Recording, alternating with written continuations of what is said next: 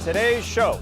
The Nets shock the Kings, Doc says he's staying with the Clippers, and Harden makes more NBA history. Wake up! We ask if people are sleeping on the Utah Jazz, Philadelphia 76ers, and Boston Celtics. And is Giannis already the face of the NBA? It's Wednesday, March 20th. The starter starts now!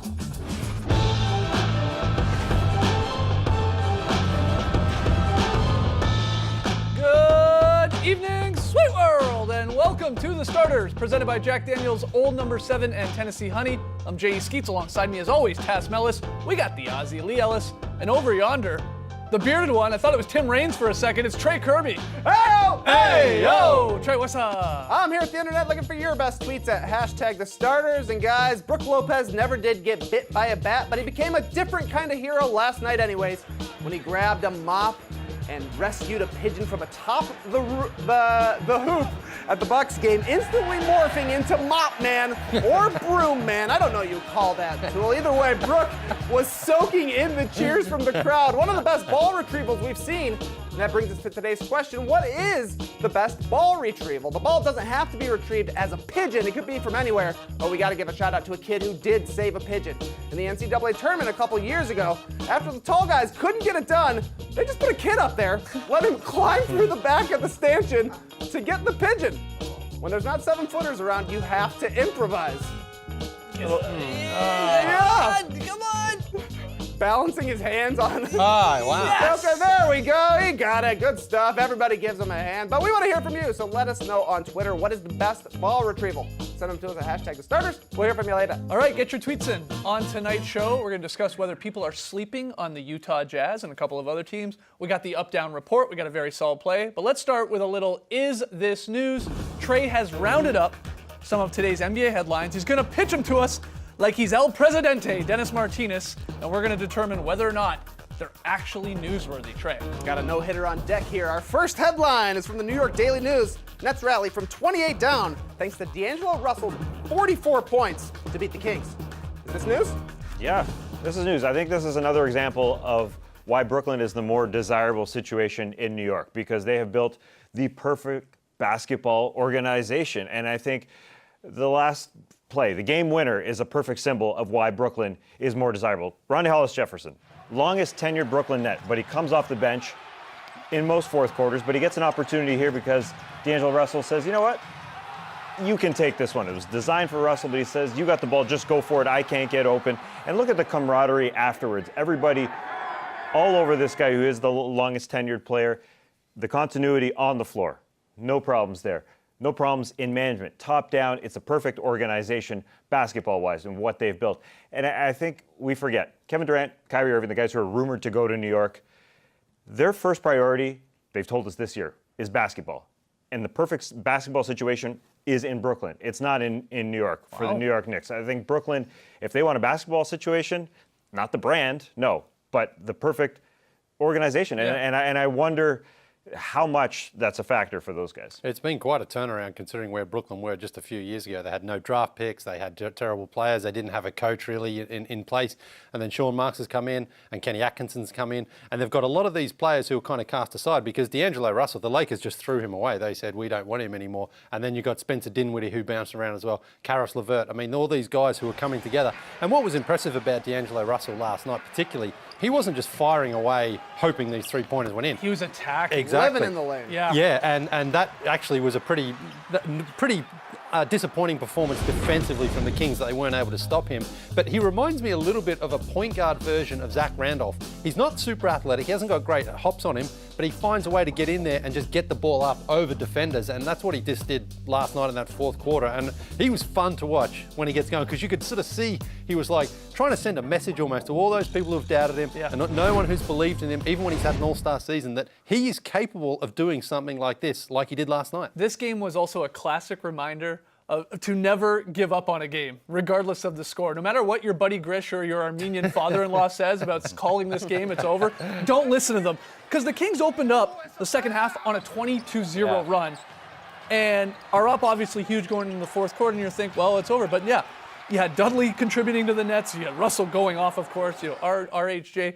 finishing the job there with that crazy little flip up that he got in there. This was fun. And this was a big, big win for the Nets as well in terms of the Eastern Conference playoff race. We know they're on this brutal 7-game road trip. They had dropped the 3 games prior to this one. They've got 3 more tough ones coming up, with the Lakers and the Blazers and the Sixers still on the road.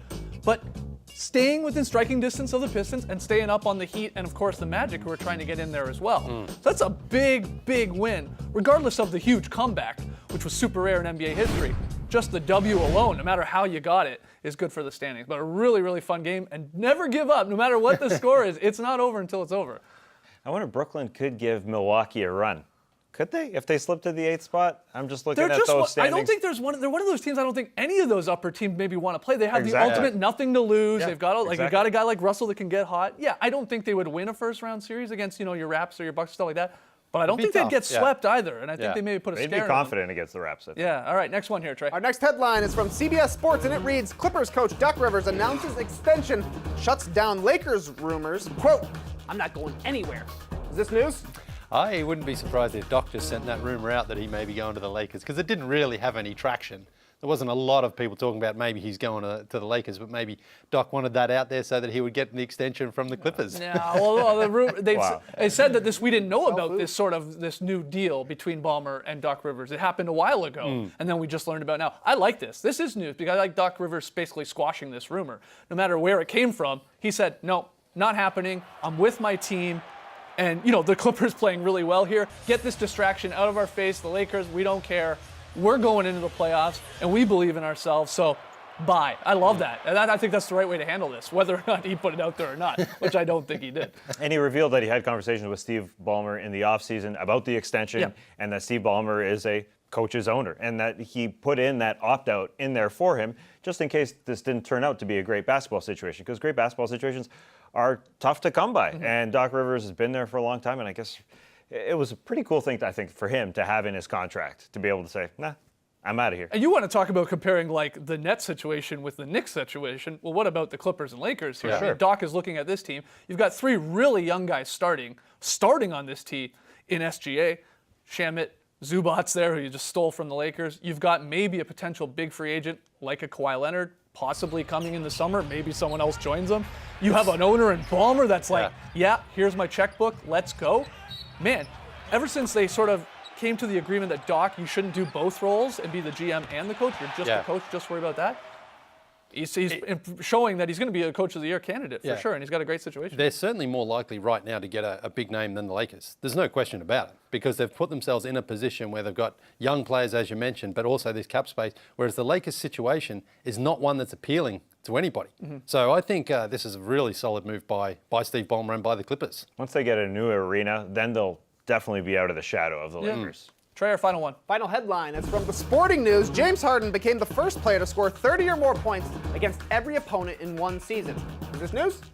Yeah, it's James Harden making more NBA history. I mean, this is the first time anyone's done this because we've expanded here to the 30 teams. I mean, Jordan did something similar against every team, putting up the 30-plus. Yeah, What's more amazing to me is Harden put up 40-plus against nearly half of the teams. 14 teams he's done that against this season. I mean, it's just what this guy's done, averaging 36, 37 points per game. It is Jordan-like, and I know he does this every night. It feels like some new sort of offensive achievement, and we just go ho-hum. But we will look back on this season and these last couple of seasons with James way down the line and go, wow, that was something special. Yeah. So it is news. And it might actually count for nothing as far as the MVP race goes. I mean, he's still second, I think, in that. And the Rockets obviously have still got to prove things in the playoffs. So it may be one of those seasons we look at and go, great, but if they don't actually cash in the playoffs, it's not going to mean as much. But I'm kind of surprised Kobe didn't do that in one of those seasons where he went crazy, where he was just seemed to put up 40 or 50 every night. Like, you would have thought he would have achieved that then, but he didn't, which is kind of odd. It is odd, but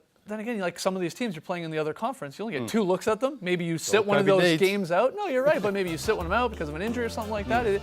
30 plus, I mean, we now sort of like no big deal, but this one's a real stat. It is. This is a real stat. This is one that hasn't been done since Jordan in 86, 87. This is real. Nobody's done it. Agree or disagree? Let us know on Twitter, #TheStarters, newsworthy or not, what Harden's been doing. When we come back, though, we're going to debate whether people are sleeping on a few potentially potent playoff teams. Don't go anywhere.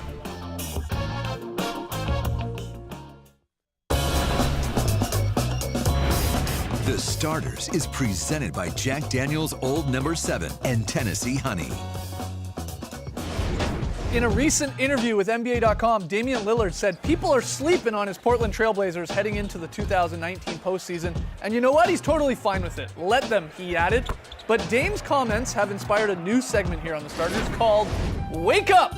I'm going to ask you guys about some teams that people may be sleeping on. And you guys are going to tell me if people need to A, wake up, take notice, or B, hit that snooze button, keep sleeping like you're 3D there. All right, guys, our first team out west, it's the Utah Jazz. 41-29 on the season, currently in the 7th spot. They got the tiebreaker over the Clippers. They've won 4 straight. They got an easy schedule down the stretch.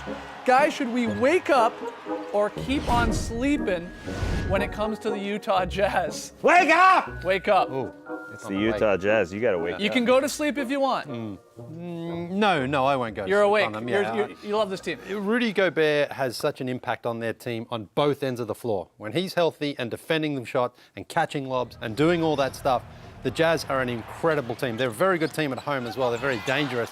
The problem is they have fallen asleep themselves a couple of times this season, had a couple of sloppy losses, which I think is why people kind of maybe underestimate them coming in. But last season we saw first round against the Oklahoma City Thunder without home court advantage, managed to get that win, and then they ran into the Rockets. I think the Jazz are a better team than they were last year, but they have had a few patches this season which make you sometimes question if they are going to go further than they went last year. I've been awake for a long time. Already had my apple cider vinegar. I'm on my second cup of coffee. The Jazz have been a top 5 team since 2019 started. Similar to last season, they played under 500 ball up through the turn of the year, and then after that, they rode a nice hot streak into the playoffs where they performed well in the playoffs. 23-10 since the beginning of the year. I think the continuity, the experience of the Jazz is going to be a big-time bonus for them come playoff time. Time for yoga?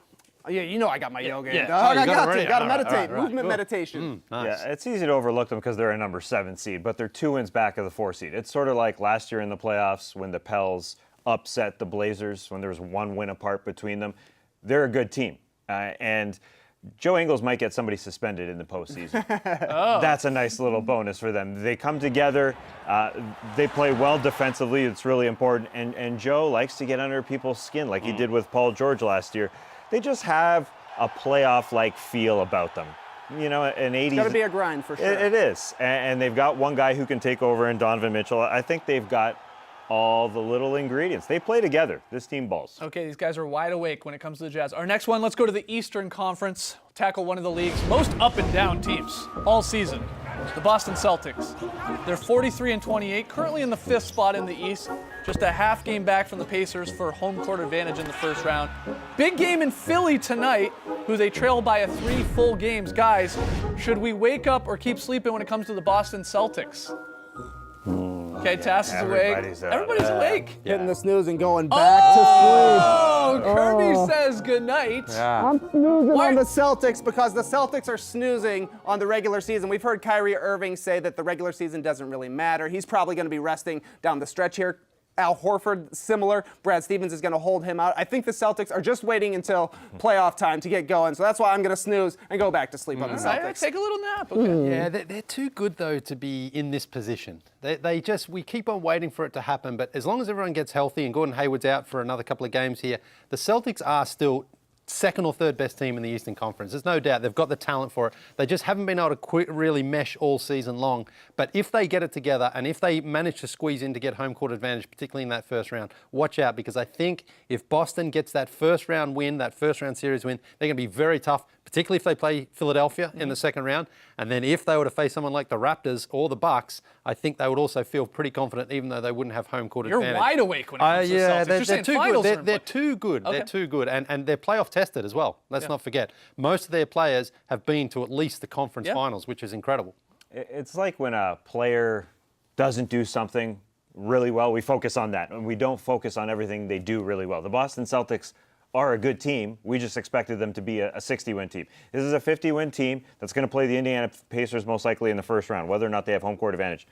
That's a good matchup for them, considering everything that's sort of shaken out. Then, the second round, whatever happens, they've got a bunch of weapons. They've got Al Horford, who can solve Joel Embiid. They've got Kyrie Irving. they could easily win a couple series. They're that good. Let's do this final one quickly. A little power nap here, maybe, guys. What are your thoughts on the 76ers, Philly, they've already clinched the playoff spot. They're in the 3rd seed, 46 and 25. Embiid's been in and out of the lineup here recently, but Jimmy Butler's on a tear. Guys, should we wake up or keep sleeping on the 76ers? I'm up because Tess? no one's sleeping on the Sixers. Everybody loves the Sixers. Oh, interesting. Yeah. Trey's not still waking asleep. up. I turned off my alarm and I'm sleeping in on the Sixers. They're not going to make it to the conference finals, I don't think. The Celtics and the Raptors both have their number. They have Marc Gasol, if you're the Raptors, can guard Joel Embiid. Like you were saying, Tass, Al Horford, if you're the Celtics, can guard Joel Embiid. I just don't think that the Sixers have enough depth and enough going for them right now to advance super far in the playoffs. Yeah, well, Good the thing is the Celtics, I think they almost punched a little above their weight last season, setting the bar higher for what we expect coming into this season. With all these new pieces, with Jimmy coming in and Tobias coming in halfway through the season, it's a little hard to then go all the way in that first season. If they all come back next season, I think you might see kind of like what Paul George has had in Oklahoma City. Once they've had a bit more time together, they become a bit more of a threat. But right now, I don't think they're better than 3rd or 4th in the Eastern Conference. Okay, well, let's hear from you guys. Jump on Twitter, hashtag the starters with all 3 of those teams. Should you wake up or go back to sleep with them? And also tweet at us, what team would be the most comfortable one to sleep on? Yeah, let's just throw that out there. Again, Twitter, hashtag the starters with your best answers. Maybe we'll get to some near the end of the show. When we come back, though, into the up-down report, are you guys up or down on the Thunder eventually retiring KD's jersey? Mr. Thunder, Nick Collison, gets retired tonight, but what about KD? Back in a second. Get your thumbs out.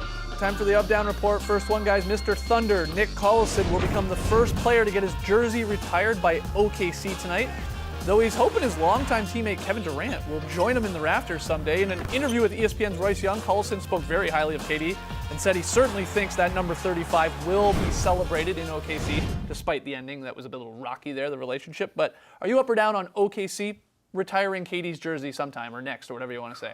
Yeah. Thumbs up, thumbs up. Oh, cool. Well, I think that Durant should no doubt get his jersey retired by OKC. He was the first great Thunder player, but I just don't think they should retire his jersey until they do Westbrook's. Okay. With the way that Durant left and Westbrook stayed, I think that it's going to go down in history that Westbrook is the legendary Thunder, and Kevin Durant was just kind of there first. That being said, they will definitely do KD's at some point. Yeah, I'm actually really happy that they are retiring Nick Collison's because it really symbolises that he was more than just a basketball player there for them. He represents so much for that city. But Kevin Durant, I mean, you have to retire his if you are retiring Nick Collison. The way it ended, you mentioned there, Skeets, he left as a free agent after 9 seasons. I think the fans were upset, but really what he gave to that city and to that community was way more than he needed. He didn't need to then apologise for leaving to go somewhere else to try to win a championship, which he's done. So good on him. It is crazy looking back at his 9 years there. 4-time scoring champ in 9 years, 7-time All-Star in just 9 years. He's likely going to have played the majority of his career with the Thunder. When you look back at his Hall of Fame career, it'd be really weird not to retire his jersey, but Russell will probably retire at the same time. So yeah, you sneak Russ in there, a day later, you get KD in there. It is pretty cool. KD is going to be there tonight to see Collison's jersey get retired. So that'd be pretty neat. All right, next one here, guys. Giannis Antetokounmpo has heard the chatter about him possibly replacing LeBron James as the face of the NBA. But if that means compromising who he is, then the Greek Freak says, well, he's not really that interested. Great article in the Milwaukee Journal setting all about this. But I want to ask you guys, are you up or down on Giannis as the face of the NBA, either right now or like eventually very soon? What do you think? Oh, absolutely he is. Absolutely. Basketball isn't America's game. It's a world game that is played in America. And if you look at some of the superstars over the last 10 or 15 years, it's players from France, from Germany, from Greece, from all over the world. But none have ever been the face of the NBA. There's never been an international player. You think about like soccer, for example, it changes all the time. You had Ronaldo back in the day, you had Messi. I mean, it doesn't really matter. He is the most recognisable face. He will be in the next couple of years in basketball, so why not make him the face of the game? It doesn't matter where he's from, it's what he does on the court. He's just speaking, I think, to precedent. In the history, as he said, my family, my mom told me that I'm not American enough, but he's a good Greek boy. He will be the face of the NBA very, very soon. But it is unprecedented. There really hasn't been a non-American face of the league quite yet, but Giannis can fill that. He's got that smile. He's got all the characteristics. But I think he'll only become that once playoff success happens Exactly right. and It's gotta have final some, success yeah. and championship. Because still, it will be to me, if it's not LeBron still, then it is a Durant or Curry because they go deep in the playoffs. Once the Bucks and Giannis start doing that, then absolutely. But if that doesn't happen for whatever reason, then no, I don't think he would be the face right now. of the MVP? NBA. I hear you, but helps. but more eyeballs I think are on the league once you get into the playoffs and yeah. in these series. But I mean, that's going to happen probably anyway with Giannis for sure. And he really surprised me when he did the draft with LeBron, that he sort of stole the show. Getting those Yeah. zings You know, off. you'd think LeBron would steal the show in that situation, but it was Giannis the one that was really getting the zings in and was very charismatic. Let's hear from you guys though. Hashtag the starters. Is Giannis already the face of the NBA in your opinion? Let us know. When we come back, the face of very solid play, Lee Ellis. Oh, he's got 2 thumbs, I guess, are the real stars. Come on back.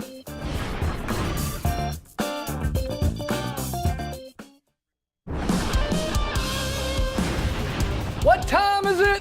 Game time, crunch time. No, it's crunch time, Trey. not My game bad. time. I was looking at tweets. My goodness. 9 p.m. Eastern on NBA TV. Oh, I'm so embarrassed. All right, we asked you, what's the best ball retrieval? You tweeted us at hashtag TBJ, hashtag the starters. Trey, what are the best answers? Yeah, I was looking at these tweets. Here's some good ones. Trevor Ariza used a towel to try and get the ball down, but the towel got stuck too. Hilarious. But the best one, no doubt, Trevor Booker knocking down a pigeon and knocking down the shot. The guy's the trick shot master Yeah. in the NBA. Ooh, nice. Good answers, guys. All right, last night's pick 'em results. Nets, Kings. Task got this one right. We talked about it, that improbable Nets comeback.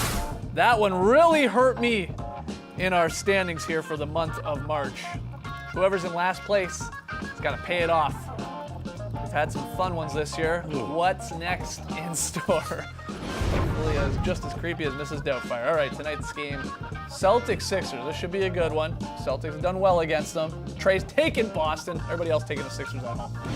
VS Peatley. Yeah, we're going out to Milwaukee. There was a lot to choose from last night, but I had to go with this beautiful netball play here from the Bucks. Here it goes. Watch this ball fizz around. It's a 5-manner.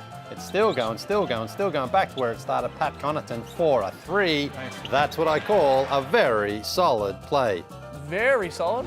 We also have time for a Yeah, fan this is sign. from Whoa, what? Kevin with a very solid Buck sign. Not at the game, just on the whiteboard there. creepy. Put it Does that together. buck have thumbs? It does. That's exactly what it does. Weird. have. So, great. Yeah, sure. Why not? All right, keep the signs coming, guys. That's it for us tonight. We actually have tomorrow, Thursday, and Friday off because of March Madness getting underway. So we'll be back here on Monday at 6 p.m. Eastern. Get your questions in for next week's drop. Hashtag the starters at NBA.com, and enjoy the March Madness. Who are you cheering for? Who are you rooting Is there a team with antlers? I just saw I some don't cool know, antlers yeah. drawn there. for? I have no idea. The Mountaineers. Sure. Sure, I'll volunteer Enjoy for the the Mountaineers. Thanks for joining us, folks. And here are a couple balls hitting each other. Oh, nailed it. Brace the weekend, people.